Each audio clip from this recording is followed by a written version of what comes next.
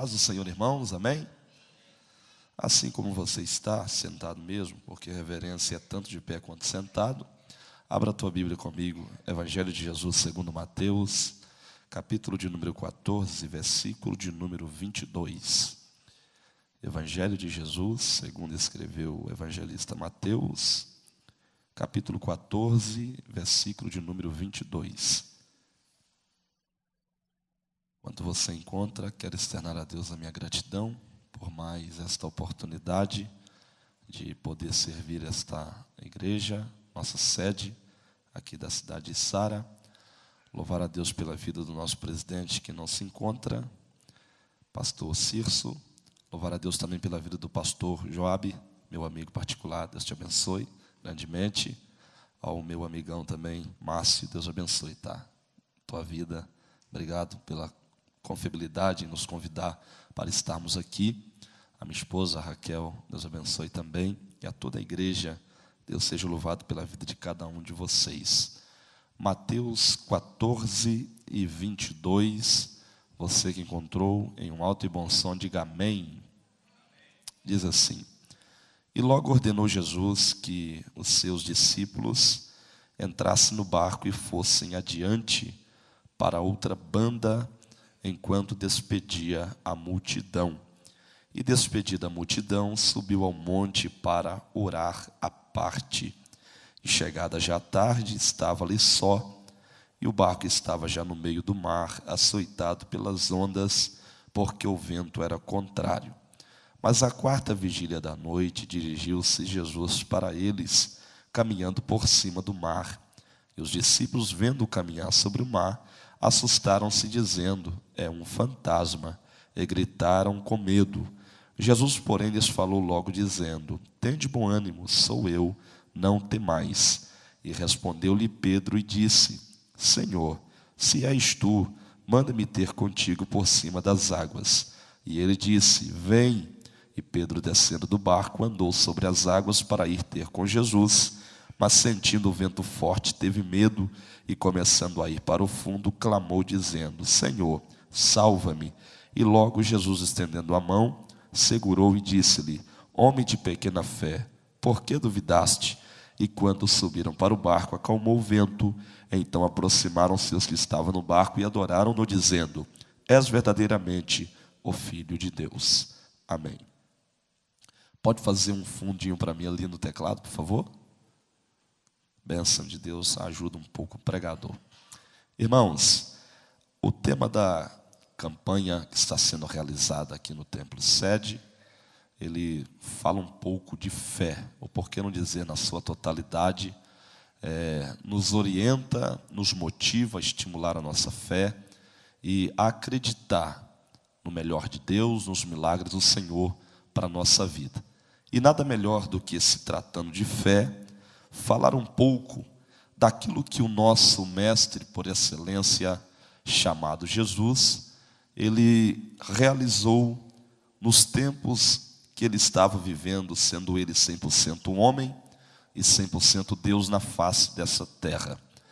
Dentro do Evangelho segundo Mateus 14, 22, eu posso dizer que Mateus 14, nós nos deparamos com um período crítico, caótico, confuso, turbulento do ministério de Jesus. Porque Jesus acabara de perder um parente próximo por nome de João Batista. João Batista, a voz que clamou no deserto, preparando o caminho para Jesus, para o Salvador. Ele teve uma morte um pouco que horrível, porque foi decapitado por falar a verdade, confrontar o pecado, pregar contra o adultério, pregar uma mensagem de arrependimento e converter os corações das pessoas que se encontravam naquele tempo e ouviam as mensagens de João.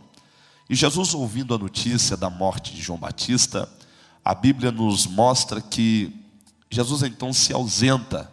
Ele decide se ausentar para o deserto. O deserto será um período de luto para Jesus e também um período onde ele vai refletir um pouco, meditar um pouco e lidar com aquela situação confusa da morte de João Batista. E a Bíblia nos diz, quando Jesus então se ausentou para o deserto, a multidão, as pessoas começaram a saber, ouvir que ele estava no deserto. E o povo então faminto e sedento para ouvir a palavra, sedento por receber milagres, sedentos para ouvir as mensagens, parábolas, ensinamentos de Jesus, a multidão então decidiu ir ao encontro de Jesus no local que ele se encontrava, que era no deserto. Eles chegando no deserto, a Bíblia nos diz que Jesus, observando toda aquela multidão, ele se moveu de íntima compaixão. A palavra compaixão significa tomar a dor do outro para si. Ou seja, quando Jesus mesmo num período crítico, de luto, de perca, se depara com toda aquela multidão, Jesus, ele observando, enxergando, sondando os corações, ele vê a necessidade que havia de transmitir uma palavra. Ele então toma a dor daquelas pessoas para si. Ele toma o sofrimento das pessoas. E de imediato, a Bíblia nos diz que ele começa então a ministrar e a ensinar aquelas pessoas. Não foi um sermão, não foi dois. Jesus, enquanto eles estavam ali, Jesus ministrou. Incansavelmente, eles ali estavam assentados na relva, ouvindo Jesus ministrar. Isso me chama a atenção, porque se hoje a gente se assenta na igreja para ouvir a mensagem, através de pastores, pastor Joabe, pastor Cício, Márcio, enfim, pessoas louvarem como Davi, a gente se alegra, porque sente a presença de Deus. Agora imagina aquelas pessoas assentadas, ouvindo o próprio Jesus pregar. Quem estava pregando não era o irmão Jeter. Quem estava pregando era o próprio Jesus. Quem estava ensinando era o próprio Jesus. Então incansavelmente eles se assentaram, foram ouvindo as mensagens, se alimentando das mensagens, edificando as suas vidas. Acredito eu que havia pessoas com dificuldades, debilidades em vários aspectos da vida ali naquele dia, pessoas que precisavam de uma cura emocional, pessoas que precisavam edificar a sua vida espiritual, pessoas que precisavam de uma cura física, e todos que ali estavam, ouvindo a mensagem do nosso Senhor e Salvador Jesus Cristo, eu acredito que receberam e foram edificados.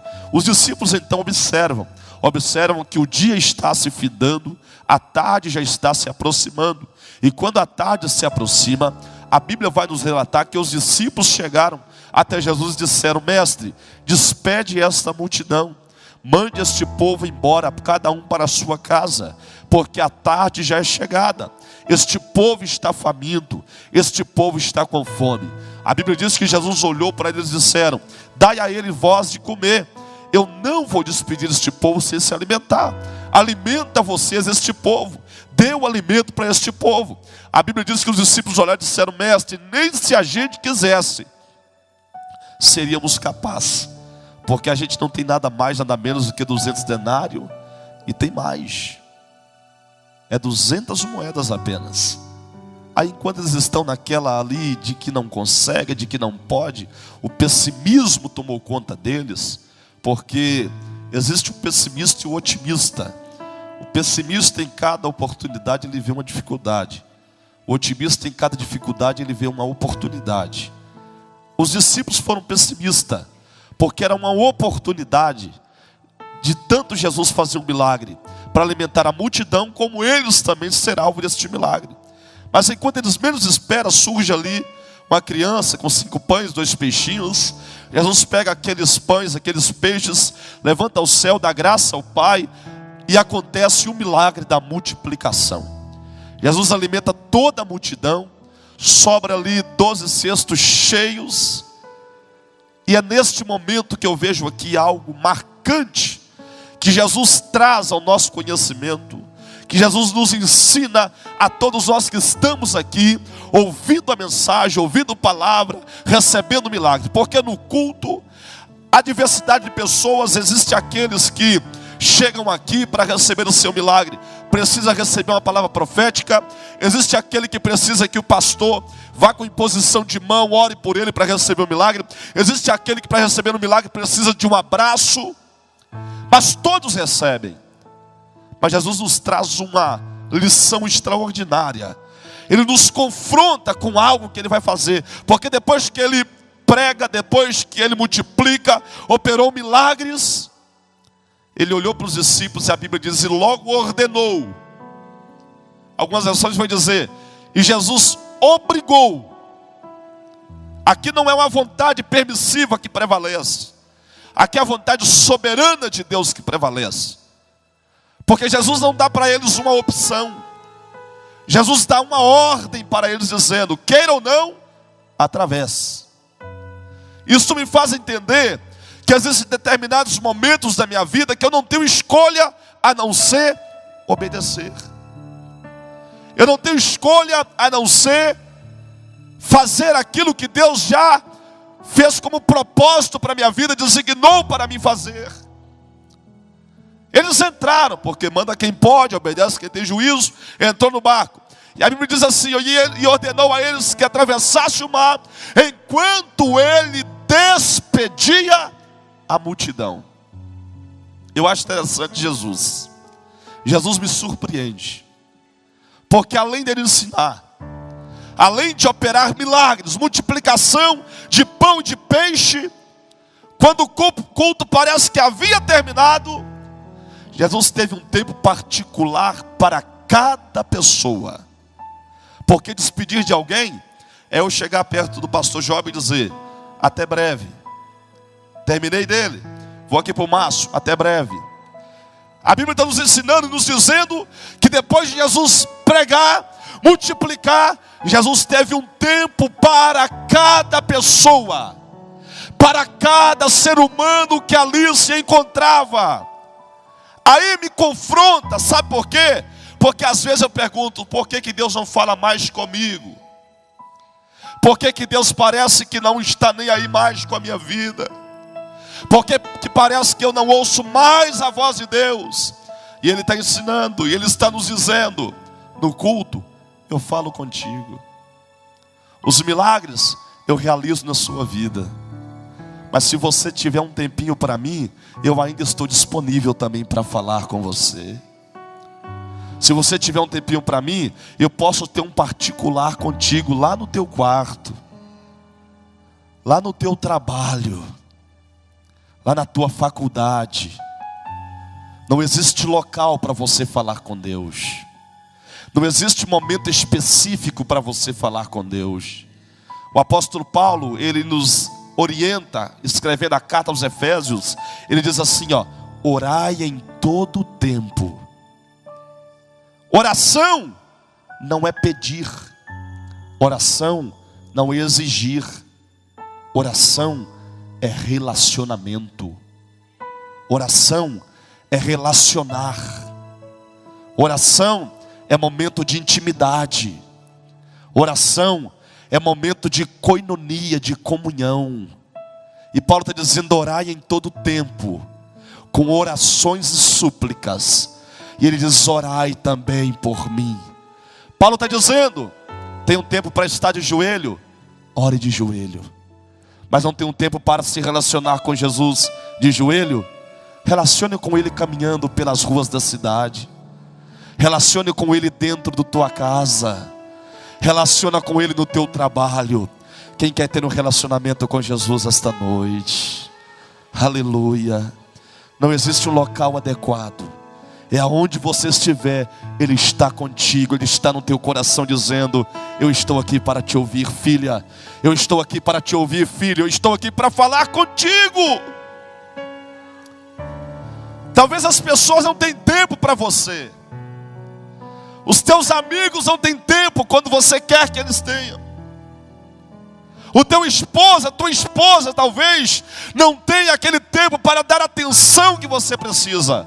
Mas não te esqueça, existe um Deus que está sentado no mais alto e sublime trono, que Ele tem 24 horas disponível para te ouvir, para te orientar, para te aconselhar. O povo de Israel, toda vez que iam para as batalhas, a Bíblia diz que eles consultavam ao Senhor. Por isso que eram como 2 pequenos rebanhos de cabra diante de um numeroso exército que estava contra eles. Mas eles não perdiam a batalha. Por quê? Porque antes de qualquer decisão, eles tinham tempo para se relacionar com o Senhor. Quer vencer as batalhas da vida? Se relacione com Ele. Fale com Jesus. Converse com Jesus. Quando Ele despede a multidão, a Bíblia diz que Ele sobe ao monte para orar. Isso aqui também me confronta. Se o próprio Deus, o próprio Jesus tinha necessidade de orar, quem somos nós para pensar que sobreviveremos sem oração, sem este relacionamento? Enquanto Jesus sobe ao monte para falar com o Pai, havia as 4 vigílias da noite, das 6 às 9, 1, 9 à meia-noite 2, meia-noite às 3 era a terceira, e das 3 às 6 a 4ª vigília. No findar da tarde, o iniciar da noite, foi o momento que Jesus obrigou a eles para atravessar o mar. Eles começaram muito bem, irmãos, assim como todos começamos muito bem. Eles começaram com fé e animados, assim como todos nós começamos com aquele primeiro amor, fervorosos, animados, com fé. Nada nos impede de adorar, nada nos impede de acreditar. Começaram, a primeira vigília foi excelente. A segunda vigília também. A terceira vigília, eles estão tudo tranquilo, porque Jesus falou e obrigou a eles ir. Eles estão dizendo, se Jesus obrigou, foi Jesus que mandou, vamos navegando. Mas eles acreditavam e tinham fé enquanto tudo estava bem. Eles acreditavam e tinham fé quando nada estava sendo contra a vida deles. Mas quando se aproxima a 4ª vigília, a Bíblia diz que eles começam a remar e o vento era contrário. E aqui também me confronta. Me confronta porque nós, igreja do século 21, nós queremos viver uma vida a favor do vento. Nós queremos que tudo seja fácil demais. Nós queremos que tudo seja favorável a nós. Nós não queremos esperar 7 dias para receber uma campanha, a bênção na campanha. Perdão. Nós queremos receber no primeiro dia da campanha. Porque nós queremos tudo já. Nós queremos tudo agora. Agora o que nos confronta, o que mexe com a nossa estrutura, e que eu preciso falar para você aqui hoje, é que a igreja não foi chamada para remar a favor do vento. A igreja foi chamada para remar contra o vento. Porque se eles vão remar a favor do vento, era muito fácil. O vento está contra o barco. Se eles falar, não, então a gente vai a favor do vento, o vento vai soprar e o barco vai voltar de onde eles começaram. Mas o que Jesus tem para você esta noite não é para você retroceder, não é para você regredir. O que Jesus tem para a sua igreja é que a igreja tem que triunfar. A igreja vai crescer, porque as portas do inferno não prevalecerão contra esta igreja. O vento sopra, todos ficam inquietos. E quem é que não fica inquieto quando o mar está bravio? Até o próprio Pedro, que entendia de mar, de vento, de barco, de estação, tudo de mar, ele desconheceu o que estava acontecendo. Porque Jesus nos leva às vezes para um cenário que vai muito além do nosso conhecimento. nos confronta, mas nos prepara, nos faz confiar, nos faz acreditar. É dentro dessas batalhas que a gente vê Deus se revelando para cada um de nós. Conjecturo que um olha para o outro e fala: Jesus obrigou a gente a vir, a gente não vê porque quis. E pelo que tudo parece, a gente vai morrer. Porque eles não estavam vendo Jesus. Mas a minha Bíblia diz, e a tua também, que quando chegou a quarta vigília, que o vento era contrário, Jesus estava no monte. E a Bíblia diz assim, e ao longe, Jesus avistou eles. O que Jesus está querendo nos dizer? As batalhas às vezes são tão grandes, as dificuldades são tão grandes. A gente olha para a direita, não vê Jesus. Olha para a esquerda, não vê para Jesus. Olha para a dianteira, não vê Jesus. Olha para a retaguarda, não vê Jesus. Olha para cima e parece que não vê Jesus. Aí ele nos deixa tranquilo quando ele diz assim: você não está me vendo, mas se eu te ordenei, confia. Você não me vê, mas de onde eu estou te contemplando. E eu sei até onde você consegue chegar. Eu sei. Ele sabe. O salmista diz que ele conhece a nossa estrutura e lembra que somos pó. Ou seja, ele te conhece muito bem, ele me conhece muito bem. Ele sabe até onde você consegue ir, ele sabe até onde você pode suportar. A primeira vigília, tranquilo. Segundo, tranquilo. Terceiro, tranquilo. Quando chegou a quarta, Jesus falou assim: agora eles não suportam. Agora eu preciso fazer alguma coisa. Jesus se levanta e começa então a caminhar em direção ao mar. Eu tenho uma palavra profética de Deus para a sua vida esta noite. Você crê? Levante a sua mão que eu vou profetizar. Em meio a este mar bravio que você está vivendo, Jesus manda te dizer esta noite: eu estou caminhando a teu encontro hoje, filho, filha. Aquieta a tua alma, tranquiliza teu coração, porque eu estou indo ao teu encontro para mudar esta situação. Aravachere candaramahaias. Jesus caminha ao encontro deles. Quando Jesus chega na beira do mar, o mar bravio, mas o meu Deus que tem todo o poder no céu e na terra, a Bíblia diz que enquanto eles estão lá tudo perturbado pelo mar bravio, pelo vento ao contrário, pela tempestade, Jesus sobe nas águas e começa a andar por cima das águas. Irmãos, se eles caem daquele barco, o barco vira, eles iam morrer aonde, irmãos? Era no mar. O mar era a maior ameaça para eles. Aí Jesus decide andar por cima do mar, para nos ensinar que aquilo que é uma ameaça para mim, o meu Deus ainda não perdeu o controle. Quando ele anda por cima, ele está dizendo: filhos, confia, tenha fé, eu ainda estou no controle. Diga para esta pessoa do teu lado: Jesus ainda está no controle. Diga: Jesus ainda está no controle. Para você parece que tudo está perdido, mas ele está dizendo: eu ainda estou no controle. Para você parece que não tem mais jeito, ele está dizendo: eu ainda estou no controle.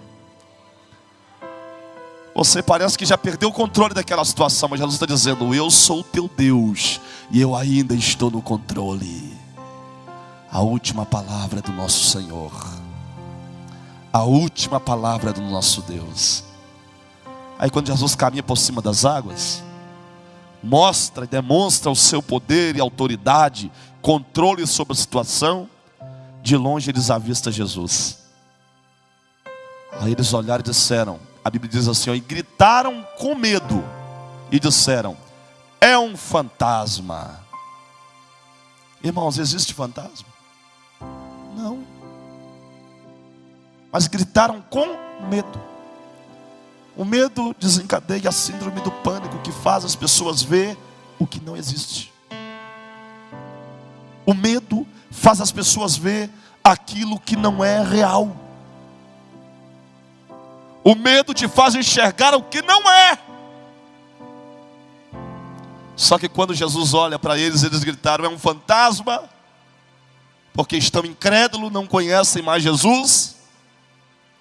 Há poucos minutos viveram um milagre de multiplicação, ouviram mensagens, andavam com Jesus, mas em meio à turbulência que estavam vivendo, desconheceram Jesus, se amedrontaram.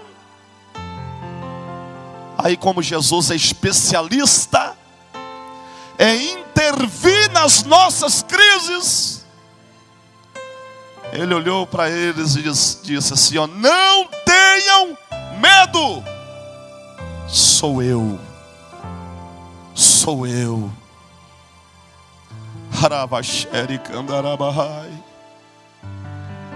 Pastor Joab, Jesus, o nosso Deus, o Espírito Santo, é especialista em intervir nas nossas crises. A Bíblia está repleta disso. Vamos olhar para o profeta que orou e desceu fogo do céu, mas Tiago disse que era sujeito às mesmas paixões que nós. Elias matou os profetas de Baal, mas teve um dia que ele entrou para debaixo de um pé de zimbro pela ameaça de Jezabel e disse assim: Senhor, não sou melhor do que ninguém, tira minha vida. Ele pediu a morte.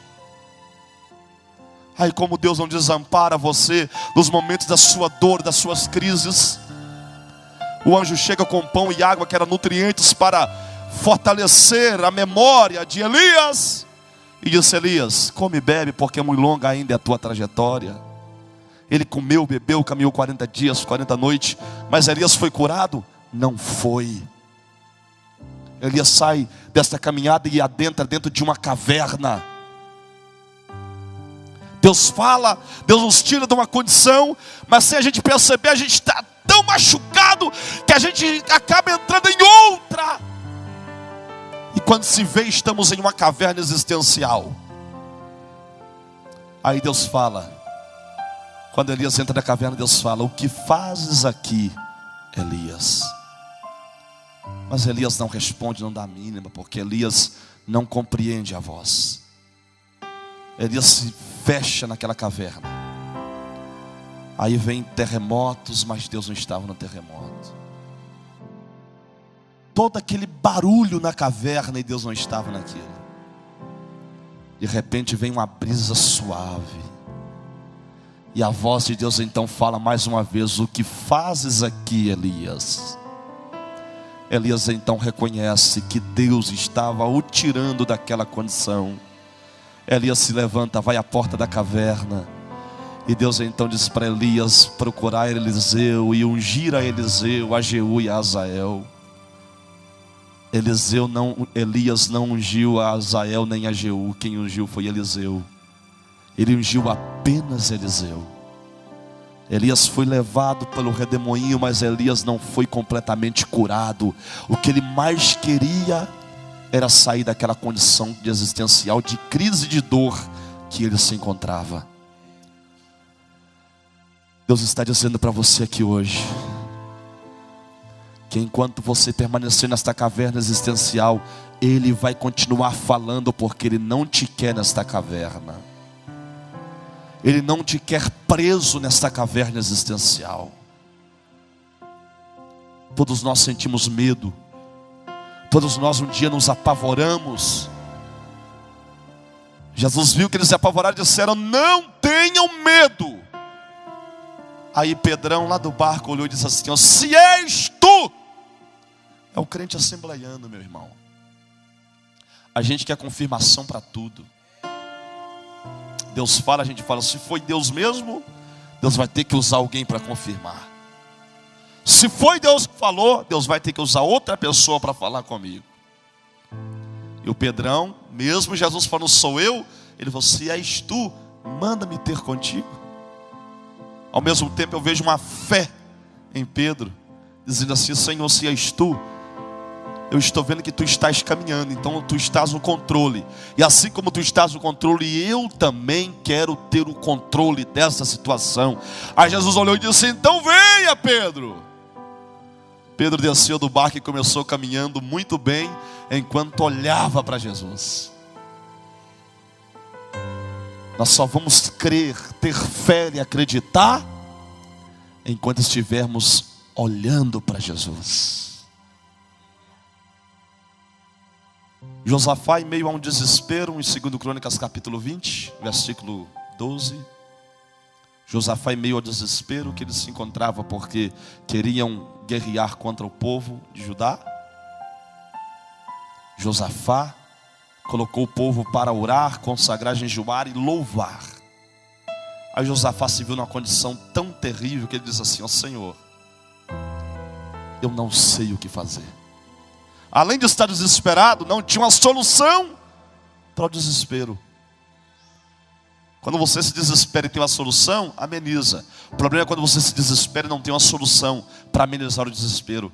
Aí Josafá diz assim: Senhor, a gente não sabe o que fazer. Aí ele diz assim, ó, porém, os nossos olhos estão postos em Ti. Ele está dizendo: Deus, eu não posso, mas eu estou olhando para alguém que pode. Eu não tenho, mas eu estou olhando para alguém que tem.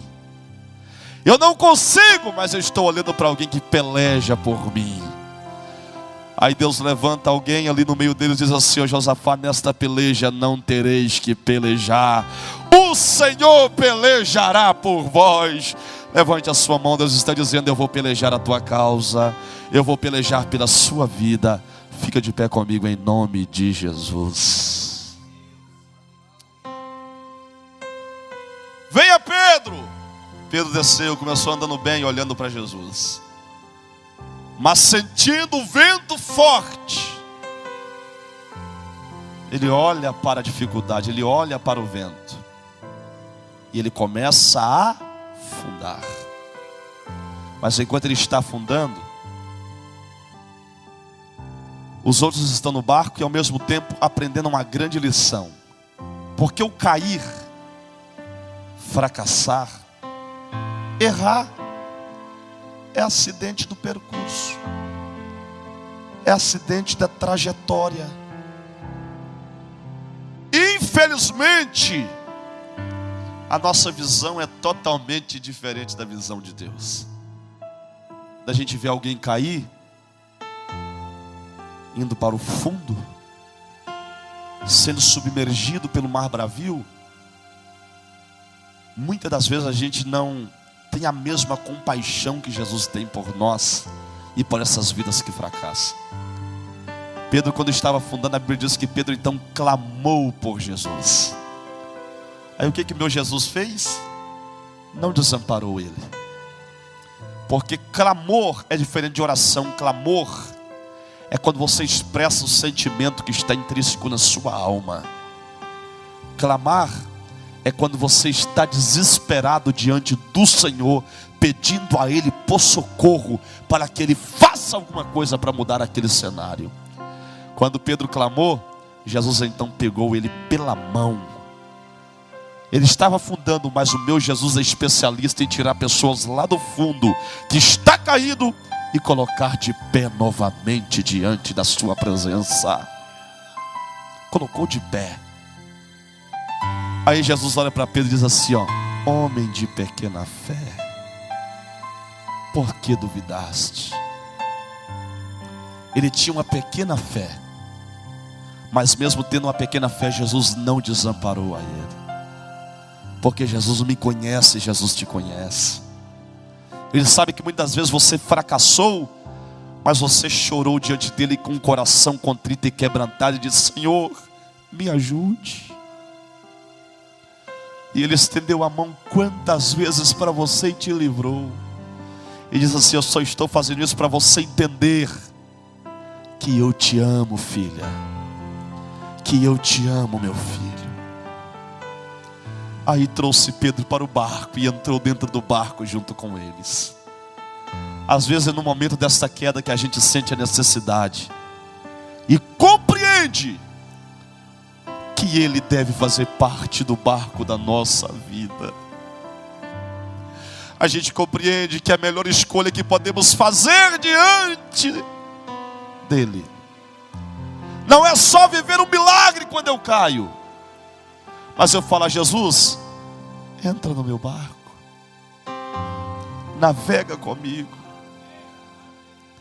porque eu quero chegar do outro lado, mas eu quero chegar, e eu sei que eu vou chegar se o Senhor estiver no barco da minha vida. Quero orar, posso? Quero orar por você esta noite. Eu não sei a condição que você chegou aqui, não sei e também não preciso saber, porque quem precisa já sabe, o nome dele é Jesus. E ele está dizendo: eu tenho tempo para você. Sai do teu lugar e vem aqui à frente. Eu vou orar por você esta noite. Jesus vai mudar o cenário que você está vivendo. Jesus vai acalmar este mar bravio.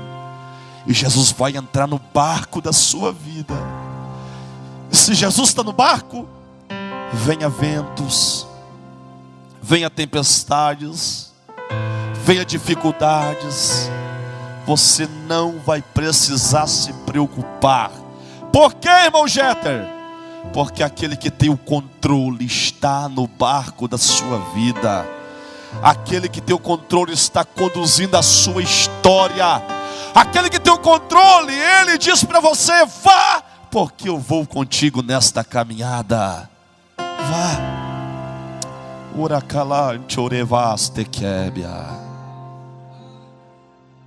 Existem pessoas que estão aí atrás e não vieram aqui à frente. Jesus está me dizendo: filho, existem pessoas que chegaram aqui, só eu é que sei a forma que chegou. Eu vou te esperar aqui à frente. Eu vou te esperar.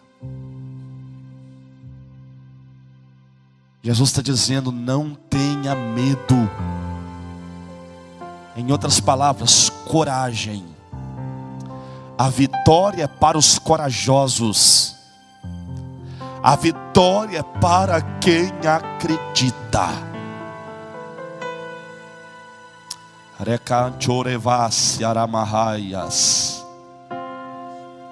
Esta irmã que está aí do lado do rapaz de jaqueta preta, vem aqui à frente, irmã, venha. Foi Jesus que te trouxe aqui hoje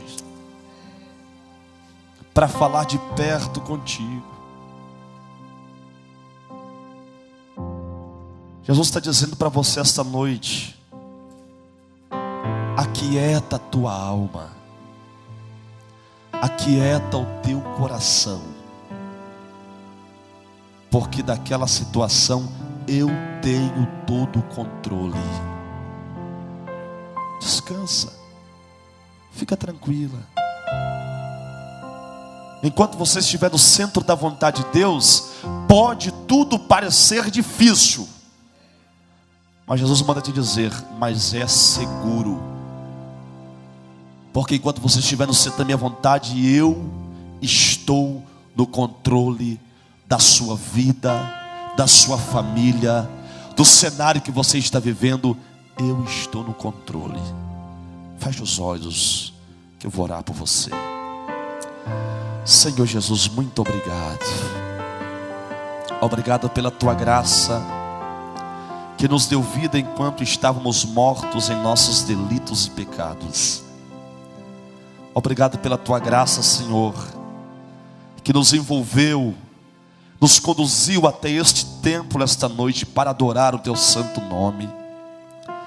Porque se nós andamos é pela graça, se nós falamos é pela graça, se nós oramos é pela graça, se cantamos é pela graça, somos salvos pela tua graça. E eu creio que a tua graça também vai curar pessoas aqui esta noite. Já está curando vidas neste lugar. Senhor, que a tua graça envolva corações. Jesus, transforma este cenário que o teu filho e a tua filha está vivendo, esse cenário de dor, de angústia. Eu profetizo, Senhor, um novo tempo para teus filhos. Eu profetizo, Senhor, um tempo de paz, de calma, de tranquilidade no mar da vida dos teus servos. Em nome de Jesus.